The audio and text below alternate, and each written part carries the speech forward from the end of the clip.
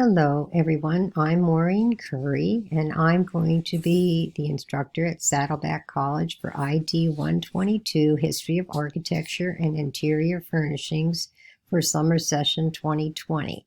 And I just want to welcome you to class and briefly go over some of the Canvas requirements. The course is a fully online class. It's asynchronous, which means that there are no class meetings. Totally, we meet online. The main two meeting dates are Thursday and Saturday. And this is done, your attendance is taken in by your participation on Thursday and Saturday. This means you have to post to the discussion board by Thursday midnight, answering the prompt, and then responding to two other classmates by Saturday midnight. This can be done at any time. It's a flexible manner, but you still need to post to the discussion board twice each week on Thursday and Saturday. So the dates aren't really written in the class. So you just have to remember Thursday and Saturday for your two assignments for discussion responses. The course covers prehistory to almost to the Industrial Revolution. The textbook is Architecture and Interior Design by Harwood, May, and Sherman. So this is a picture of the textbook. You'll see that in the syllabus as well.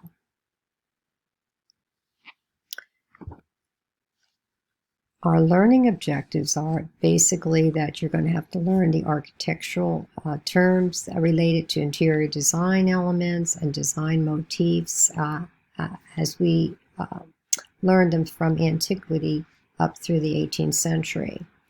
We're going to examine the historical, political, and social structures of the cultures that built the structures, built the buildings, built the temples, built the pyramids, built the churches, private residences, chateaus. We're going to cover from antiquity. We're going to look more closely at ancient Egypt, where these structures were built to honor the pharaoh in death, and of course there are multitude of their gods that were built into their lifestyle.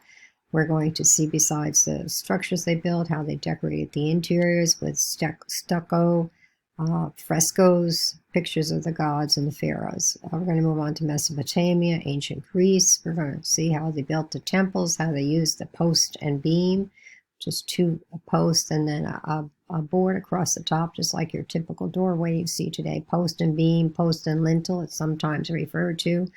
And then, of course, they had to hold up the roof with many columns. So temple construction. We're going to move on to ancient Rome, where they took from the Greeks, used the same type of construction, temple, post and beam construction. We're going to see how the Christians also borrowed from ancient Rome and took the basilica, long rectangular halls that the Romans used as meeting halls. The Christians are going to turn them into churches, basilica churches. So the basilica plan will become important. The Romans are going to introduce huge dome-covered spaces. They're going to also learn how to use concrete, which is very strong. Gave much more ability to not need as many columns for the walls. We're going to look at the Byzantine Empire, Islamic culture, art, and architecture. Romanesque, the Middle Ages period. We're going to see how church architecture moves from the basilica plan and gets higher and stronger.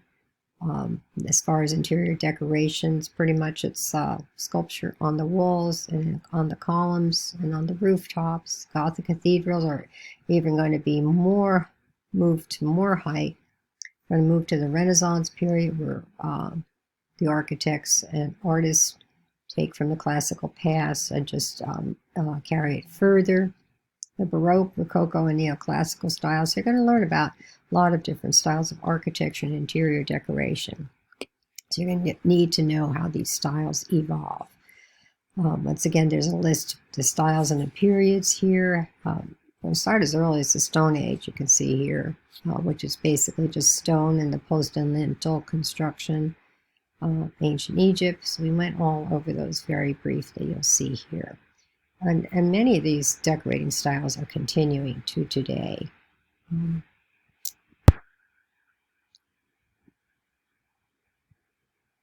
So right now I've moved on to the syllabus just to briefly go over some parts of the syllabus with you. Once again, my name is Maureen Curry, and my email is there, my phone number is there.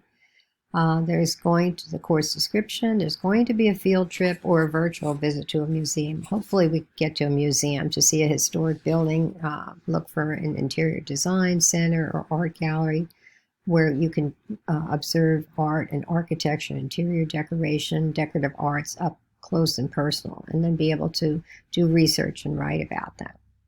The student learning objectives are there, the required textbook, which I showed you before, Architecture and Interior Design by Harwood, May, and Sherman. So be sure you can get that online, but definitely don't wait to get the book, because you can always get started by what is in the pages in Canvas. You will be required to have some art materials, say a compass, colored pencils, paints. So there's going to be an assignment to design a rose window, so be prepared with some materials for that.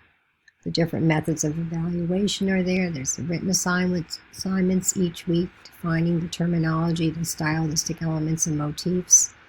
Also, your ability to discuss topics on the discussion board each week.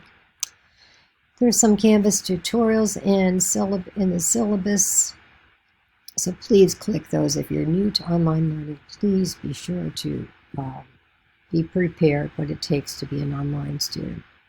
Your participation in attendance is based on your logging into the Canvas each week. In particular, week 1, you complete the introductions and discussion by Thursday midnight, and then by Saturday you post 2 responses to classmates. So just always remember that Thursday and Saturday you're going to have something due each week. There's two exams. It talks about how your attendance is taken on the discussion boards. Classroom policies, late work. I will accept late work up to 2 weeks late. Depending on content, it probably will be reduced credit.